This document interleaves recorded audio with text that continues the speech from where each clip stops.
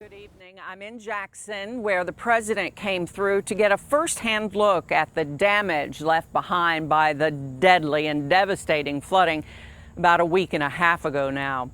The cleanup efforts paused today as President Biden toured the region to survey the destruction. He, along with Governor Andy Beshear, met one-on-one with flood survivors, then held a press conference where he promised the full support of the federal government to help with the cleanup. I don't want any Kentuckian telling me you don't have to do this for me. Oh yeah, we do. You're an American citizen. We never give up. We never stop. We never bow. We never bend. We just go forward. And that's what we're going to do here. And you're going to see. And I promise you, the bad news for you is I'm coming back because I want to see it. Thank you very much. President Biden was joined by several government officials, including Governor Andy Beshear and Congressman Hal Rogers, who represents many of the counties that were affected.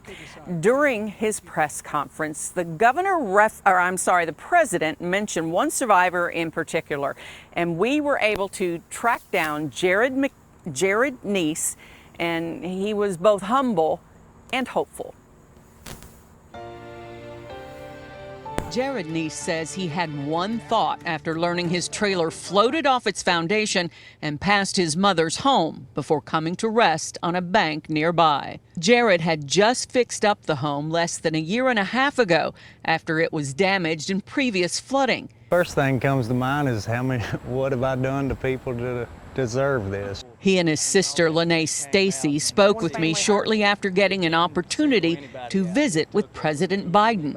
Jared says he had something important he wanted to tell the president about the strength of people in eastern Kentucky. The thing about people around here, nobody really wants to take a handout or look weak or anything, you know. Everybody tries to be strong, but sometimes you need a hand, you know, and nobody's asking for a handout. You just need a helping hand, you know.